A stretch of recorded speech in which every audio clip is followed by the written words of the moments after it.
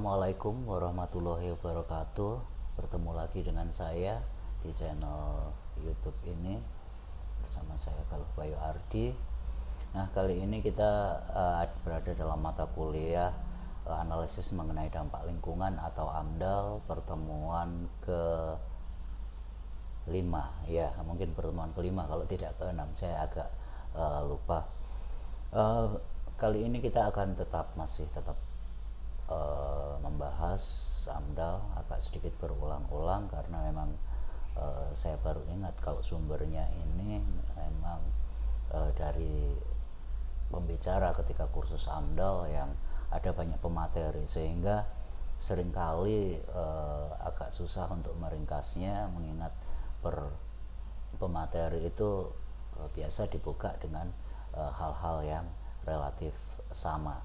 Nah, di sini kita akan mencoba melihat lagi mengenai apa sih yang diperlukan dalam kajian AMDAL ini. Nah, yang pertama adalah bahwa terdapat beberapa bidang di mana semuanya itu harus melalui proses analisis dampak lingkungan untuk supaya mendapatkan status apakah layak atau tidak, apakah berbahaya atau tidak, sesuai dengan kelestarian atau keberlanjutan lingkungan atau sustainable yield atau tidak. Nah, berikut ini akan saya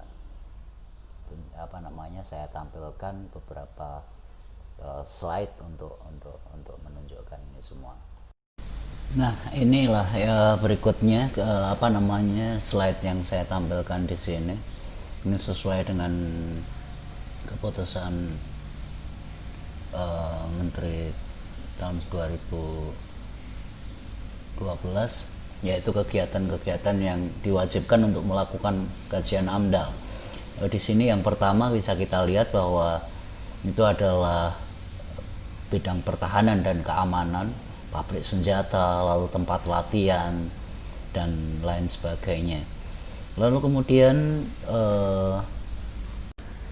bidang pertanian di sini, pertanian terutama pertanian yang cukup luas, pertanian yang biasanya memakan banyak lahan yang luas, karena di sana tentu saja pertanian di sini juga akan dapat menimbulkan banyak dampak terhadap lingkungan atau ekologi sekitarnya, terutama pertanian yang mengubah lingkungan yang sebelumnya bukan wilayah pertanian tapi seperti misalnya hutan dan lain sebagainya. Kemudian perikanan ini di sini ya perikanan darat ataupun perikanan laut. Perikanan darat dalam arti bukan ikan yang ada di daratan, tapi dalam arti perikanan air tawar. Nah, di sini seperti membuat tambak dan lain sebagainya. Itu tentu saja akan merubah ekosistem yang ada di sekitarnya, yang tadinya mungkin tidak banyak genangan air dan lain sebagainya, kemudian ada genangan air dan juga banyak aspek lainnya. Kemudian di bidang kehutanan ini seperti misalnya kalau masa lalu HPH, lalu kemudian hutan produksi dan lain sebagainya. Dan ini yang cukup penting sekali, perlu dilakukan kajian AMDAL adalah di bidang kesehatan. Bidang kesehatan seperti rumah sakit ataupun fasilitas kesehatan yang memiliki lab-lab yang besar, dan di situ tentu saja limbahnya akan cukup luar biasa. Seperti misalnya di sana ada penggunaan ronsen dan lain sebagainya, itu pasti saja membawa atau ada sampah-sampah atau limbah-limbah radioaktif atau limbah berbahaya. Belum juga limbah-limbah yang lainnya, pencucian alat-alat kesehatan dan lain sebagainya, itu mungkin jika tidak limbah itu tidak dibuang sebagaimana mestinya, dikhawatirkan menginfeksi orang-orang atau lingkungan yang ada di sekitarnya. Kasus ini mungkin seperti ketika kita sempat mendengar awal-awal tersebarnya virus corona adalah kebocoran laboratorium. Nah, di sini laboratorium di sini kan juga berkaitan dengan bidang kesehatan dalam arti penelitian virus dan lain sebagainya. Nah, itu perlu, maka dengan demikian untuk fasilitas-fasilitas kesehatan semacam itu sangat-sangat perlu sekali untuk di AMDAL dilakukan kajian AMDAL atau analisis dampak lingkungannya dalam arti yang cukup ketat. Lalu kemudian perhubungan. Nah, perhubungan ini tergantung apa perhubungan di istilahnya perhubungan laut, perhubungan darat, misalnya pembangunan misalnya seperti dermaga, pelabuhan, lalu kemudian pembangunan jalan dan lain-lain. Ini tentu saja perlu dianalisis karena mungkin sebelum hal-hal yang berkaitan dengan perhubungan tersebut masih ada ekologi semacam ekosistem atau ekologi yang ada di sekitarnya itu sangat-sangat akan dikhawatirkan akan berdampak, berubah dan lain sebagainya. Belum lagi juga ketika kondisi sosial ekonomi masyarakat di sekitarnya seperti apa, apakah mereka akan tergusur ataukah mereka akan bisa terserap di dalam usaha kegiatan tersebut. Itu juga perlu sekali. Berikutnya adalah paling tidak teknologi satelit atau teknologi di bidang komunikasi di sini. Lalu kemudian ketika itu satelit juga tidak hanya yang di atas atau tidak ada yang di luar angkasa, tetapi juga alat-alat bangunan-bangunan pengendali menara kontrol dan lain sebagainya. Lalu kemudian gelombang-gelombang elektromagnetik yang dipancarkan, apakah itu berbahaya atau tidak bagi lingkungan di sekitarnya, itu juga perlu dianalisis atau wajib AMDAL juga, mengingat kadang-kadang ada beberapa di lingkungan misalnya kaitannya dengan sinyal televisi, kaitannya dengan beberapa alat-alat yang hari ini menggunakan gelombang-gelombang elektromagnetik juga. Beberapa ada semacam beberapa jenis hewan itu atau fauna yang sangat-sangat sensitif dengan gelombang elektromagnetik tersebut. Nah, dikhawatirkan ekosistem yang ada di sekitarnya itu akan terganggu dengan berbagai macam paparan gelombang yang berada di sekitarnya.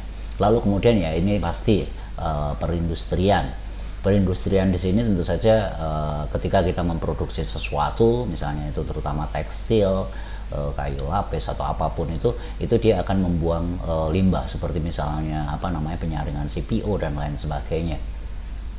Dan untuk perindustrian ini sangat-sangat luas sekali.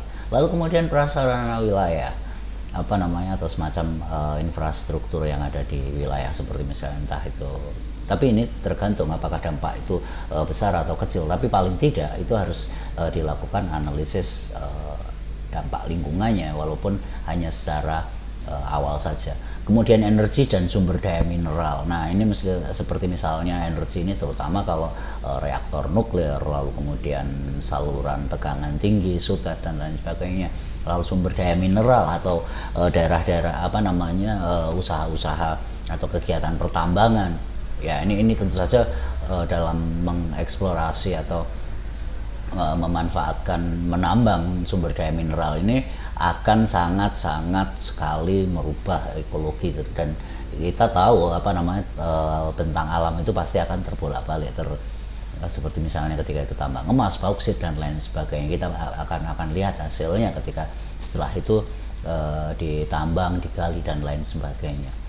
Kemudian pariwisata pun juga perlu analisis dampak lingkungan, mengingat pariwisata juga menimbulkan sampah, bagaimana pengelolaannya, lalu kemudian apakah lingkungan misalnya itu hutan, pantai dan lain sebagainya, ekologinya akan berubah, akan rusak atau tidak ketika digunakan atau diadakan kegiatan usaha pariwisata di wilayah tersebut.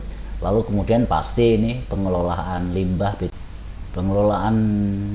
B3 dalam arti di sini bagaimana kita memproses atau suatu limbah yang tadi dari fasilitas kesehatan dan lain sebagainya itu kadang dibuang di wilayah tertentu, seperti kalau sampah ada tempat pembuangan akhir dan lain sebagainya. Tapi kalau untuk limbah-limbah hasil dari reaktor nuklir dan lain sebagainya itu perlu sekali dilakukan untuk untuk pengolahan yang sangat-sangat berhati-hati, sehingga di sana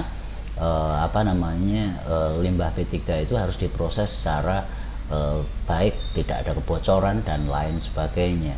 Kemudian usaha dalam arti rekayasa genetika di sini belum tentu berbentuk hewan atau manusia ya, tapi rekayasa genetika seperti kalau Anda pernah dengar atau sering tahu padi varietas unggul dan lain sebagainya, itu muncul atau dimodifikasi secara genetisnya sehingga bisa umurnya lebih pendek, cepat panen dan lain sebagainya. Itu juga menggunakan rekayasa genetika yang di sana ada penyinaran sinar gamma dan lain sebagainya, dan paparan-paparan sinarnya itu juga tentu saja akan memiliki dampak terhadap lingkungan sekitarnya atau mereka yang berada di sekitar lokasi tersebut. Nah, itu tadi untuk yang dampak dari usaha-usaha atau bidang-bidang yang memerlukan analisis dampak lingkungan. Berikutnya kita akan coba lihat beberapa contoh dampak penting. Nah, tadi itu semua wajib atau penting sekali untuk dilakukan analisis mengenai dampak lingkungan adalah salah satunya adalah dampak penting. Di sini pertama, perubahan dampak penting tersebut seperti saya katakan tadi adalah perubahan bentang alam. Jadi ada sesuatu yang memang benar-benar berubah.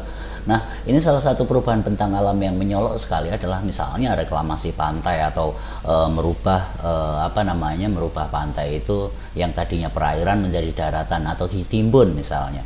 Lalu kemudian kalau Anda melihat yang ada di sekitar wilayah peniraman untuk mereka-mereka yang sering lewat pantai barat Kalimantan Barat ini, di sekitar peniraman di daerah di daerah Sungai Pinyu, itu ada usaha atau kegiatan yang dapat merubah bentang alam dalam arti menambang batu. Kita lihat ada perbukitan yang kemudian pastinya akan menjadi dataran, dan perbukitan itu kemudian pastinya akan hilang atau menjadi dataran suatu saat nanti ketika habis. Kemudian eksploitasi sumber daya alam, misalnya kawasan konservasi. Nah, itu di kawasan konservasi itu biasanya kadang-kadang terdapat wilayah-wilayah dengan dengan kandungan kandungan bahan tambang yang tinggi, atau misalnya menarik sekali untuk investor untuk membuat sebuah perkebunan atau usaha kegiatan lainnya.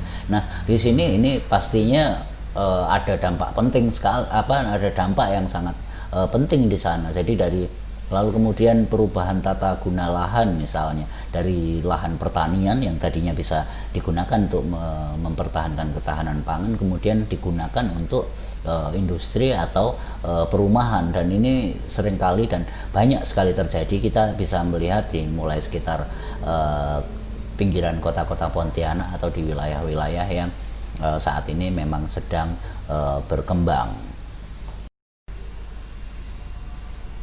Oke, yang berikutnya ini langsung kembali kita mengulang lagi sedikit mengingatkan, karena antara pemateri satu dengan pemateri yang lainnya itu kadang-kadang menggunakan sumber-sumber yang berbeda.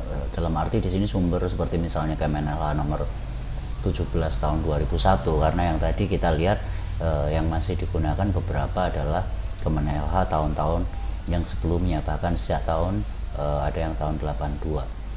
Nah, di sini tetap aja tetap sama prosedur AMDAL, dalam arti di sini bahwa ketika ada rencana kegiatan atau usaha dari pemrakarsa atau dari investornya atau dari pihak perusahaan, itu harus sesuai dengan keputusan Menteri Lingkungan Hidup nomor 17 tahun 2001.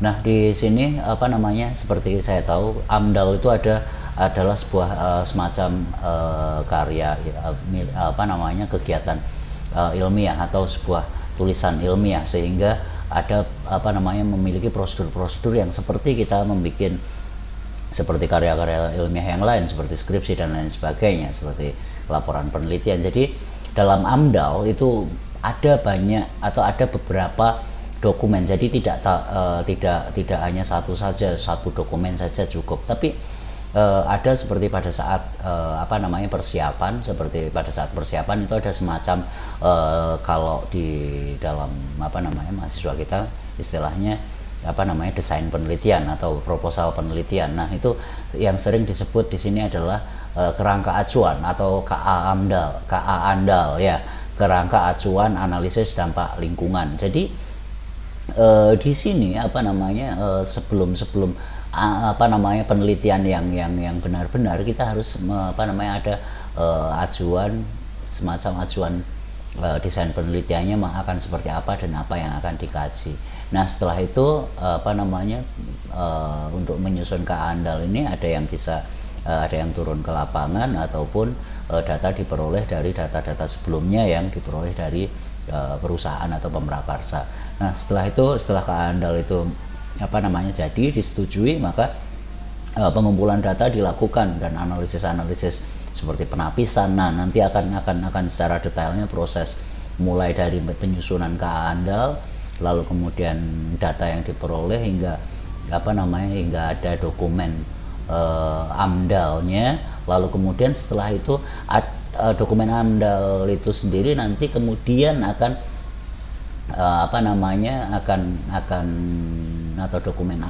dokumen ANDAL di sini itu tidak hanya satu saja, tapi ada rencana pemantauan dan rencana pengelolaannya. Jadi itu nanti hasil penelitian yang berupa dokumen ANDAL itu ada catatan-catatan ringkas yang secara praktis akan digunakan sebagai semacam panduan untuk apa yang perlu dipantau, apa yang perlu dikelola, dan itu digunakan untuk pengawasan, evaluasi dan lain sebagainya. Nah, kemudian kemudian ada semacam persidangan lagi atau yang melibatkan masyarakat, stakeholder, lalu kemudian pihak lingkungan hidup, BLH atau Bapedal, Badan Pengelolaan Lingkungan dan lain sebagainya, yang seringkali berganti-ganti namanya. Nah, nanti diputuskan apakah usaha atau kegiatan atau proyek tersebut itu disetujui atau tidak, layak atau tidak berwawasan, istilahnya layak atau tidak, berdampak atau mengganggu terlalu besar atau bisa dikelola atau memang membahayakan sekali dampak dari lingkungan tersebut. Itu bisa saja kemudian ditolak. Tapi seandainya itu layak, kemudian dia akan mengalami proses perjanjian pengesahan, lalu benar-benar ada pernyataan untuk tidak merusak lingkungan dan lain sebagainya, sehingga akhirnya memperoleh izin kelayakan. Nah, maaf, ketika dampak tidak terlalu besar, memang terdapat dampak penting, tapi dampak itu tidak besar, tidak dilakukan, tidak perlu dikaji sampai ke studi AMDAL, tapi langsung penyusunan upaya pengelolaan lingkungan atau upaya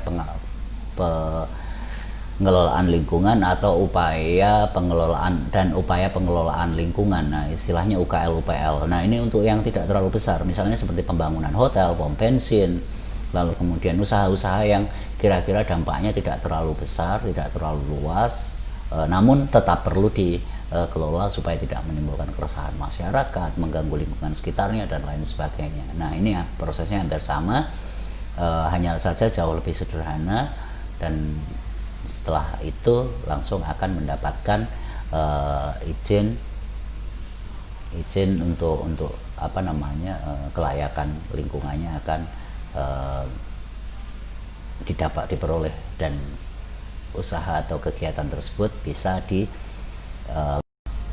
nah, seperti kita lihat berikutnya. Nah, sekarang kan kita lihat lagi, dan ternyata ada yang terbaru mengenai peraturan ini ada peraturan tahun 2012 dan itu berarti diperbaharui lagi, dan seringkali dasar hukum atau dasar peraturan atau keputusan itu berubah seiring dengan ya kebijakan yang memang harus diambil karena adanya beberapa perubahan untuk disesuaikan. Nah, di sini kita bisa bisa kita lihat pada tahun 2012 ini mengenai keputusan penyelenggaraan usaha kegiatan itu harus disertai dengan kelayakan, lalu kemudian ada harus ada izin, kewajiban untuk melakukan RKL, RPL sebagai dan itu ditentukan oleh PP nomor 27 tahun 2012 juga, dan kemudian digunakan sebagai syarat wajib yang harus dipenuhi. Nah, di sini menjadi syarat yang harus dipenuhi, dan ini nanti biasanya semakin hari dia akan semakin ketat, tapi kecuali memang ada terobosan-terobosan untuk meningkatkan investor atau kebijakan-kebijakan lainnya, itu mungkin akan cenderung dipermudah. Nah, saya kira untuk kali ini saya cukupkan sekian dulu, karena nanti berikutnya akan saya lanjutkan juga langsung dengan pada bagaimana metode yang dilakukan untuk metode yang dilakukan untuk pengumpulan data, atau kemudian hingga pada analisisnya untuk menentukan kelayakan lingkungan, mulai dari kondisi sebelum dilakukan kegiatan, lalu kemudian perkiraan ketika dilakukan kegiatan, dan setelah kegiatan itu berhenti dilakukan atau telah selesai. Oke, saya sampaikan mata kuliah ini sampai saya cukupkan dulu, dan saya ucapkan assalamualaikum warahmatullahi wabarakatuh. Salam sejahtera untuk semuanya. Adil Katalino Pacuramin Kasaruga Basengat Kajubata. Sampai jumpa lagi di pertemuan mata kuliah berikutnya. Terima kasih dan salam.